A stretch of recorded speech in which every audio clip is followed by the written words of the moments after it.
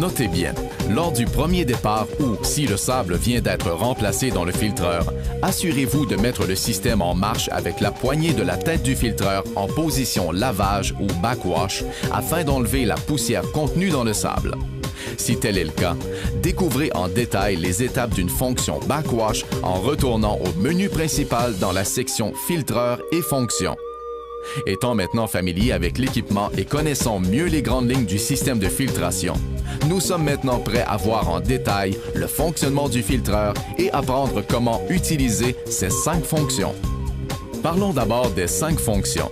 Celles-ci sont accessibles par la manette de fonction située, comme on l'a vu précédemment, sur le dessus de la tête du filtreur. 1. En tournant la poignée, vous pouvez accéder à la fonction Filtration ou Filter. 2. La fonction Rinçage ou Rinse. 3. La fonction Circulation ou Recirculate. 4. La fonction Lavage ou Backwash. 5. La fonction Fermer ou Closed. 6. La fonction Égout ou Waste. Il y a aussi la fonction Hiver ou Winter, qui n'est pas une fonction en tant que telle, mais qui sert au remisage du filtre. Pour les besoins de la cause, nous utiliserons la description la plus usuelle des fonctions. Lorsque la manette est en fonction filtre, c'est la fonction principale. La pompe aspire l'eau de la piscine jusqu'à la tête du filtre, puis descend à travers le sable en y laissant ses débris à la surface. Une fois filtrée, l'eau remonte par le centre pour enfin retourner à la piscine par le retour d'eau. Cependant, à force de filtrer l'eau, surtout si celle-ci contient beaucoup de débris, le sable deviendra sale.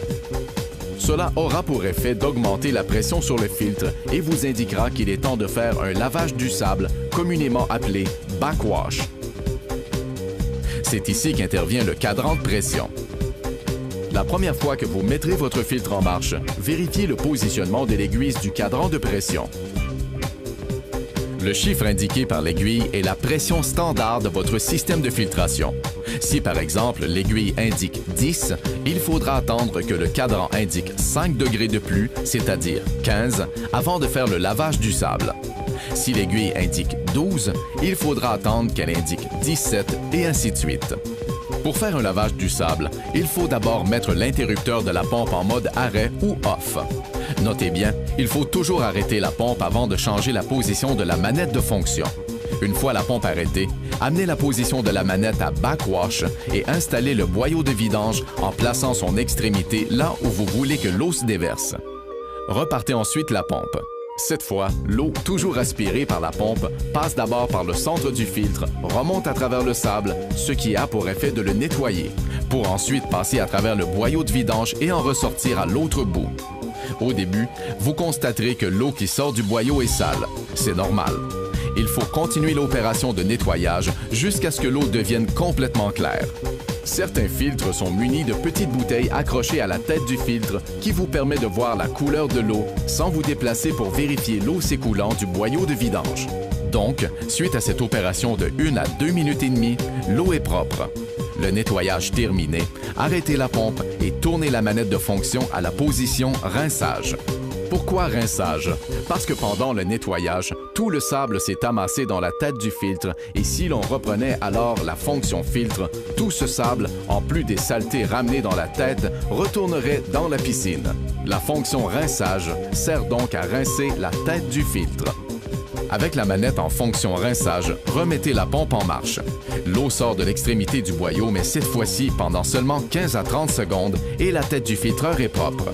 Il ne reste plus qu'à arrêter la pompe, remettre la manette dans la position filtre et le rinçage est effectué. Le sable est propre et la pression revient à son niveau initial. Nous connaissons maintenant 3 fonctions. La prochaine sert à faire la vidange de la piscine. Il s'agit de la position égout ou waste. Cette fonction est utilisée après une forte pluie, par exemple, ou lorsque le niveau d'eau de la piscine est trop élevé et que l'on veut la baisser. Alors, sans oublier d'arrêter d'abord la pompe, placez la manette en position égout. N'oubliez pas d'installer votre boyau de vidange. Repartez la pompe. L'eau est alors aspirée jusqu'à la tête du filtre sans traverser le sable pour ressortir à l'autre bout du boyau. Vérifiez si le niveau de l'eau est revenu à la normale et arrêtez la pompe. La fonction vidange est aussi utilisée en début de saison lorsqu'on veut passer la balayeuse pour se débarrasser des feuilles ou des gros débris qui se sont accumulés au fond de la piscine ou lorsque la piscine est très sale. Si l'on exécute cette opération en fonction filtre, tous les débris seront aspirés directement dans le sable et le boucheront presque instantanément, ce qui nécessitera un lavage du sable. Mais avec la fonction vidange, on passe la balayeuse dans le fond de la piscine, les saletés sont aspirées et évacuées sans passer par le sable. La fonction vidange peut également servir à ramasser les débris d'algues qui se sont déposés au fond de la piscine après un traitement contre ceux-ci. Enfin, une fois la vidange effectuée, arrêtez la pompe et replacez la manette en position filtre. La cinquième fonction est circulation. Cette fonction n'est que rarement utilisée. Elle sert à faire circuler l'eau de la piscine à la tête du filtre, puis de la tête du filtre à la piscine, sans passer par le sable. Notez bien, cette fonction est essentiellement utilisée pour effectuer des traitements chimiques particuliers.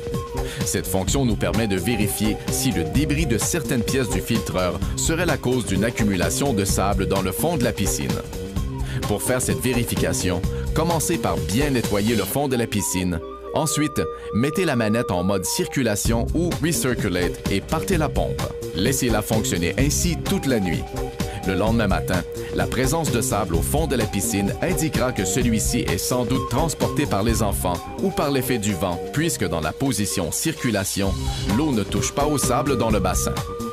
Comme nous l'avons vu précédemment, la sixième fonction est celle de remisage hivernal ou winter. Elle sert tout simplement à protéger le joint d'étanchéité durant la période de remisage du filtre. Lors du remisage, il suffit d'appuyer sur la manette et l'amener à la position hiver comme ceci. On augmente ainsi la durée de vie du joint d'étanchéité. La durée de vie du sable qui se trouve à l'intérieur du filtre est d'environ 3 ans. Et voilà, nous connaissons maintenant les 5 fonctions principales de notre filtre et nous savons comment procéder à son remisage. La position fermée ou close sert essentiellement à nettoyer le panier de la crépine. En tout temps, vous devez éteindre l'alimentation de la pompe pour éviter de l'endommager.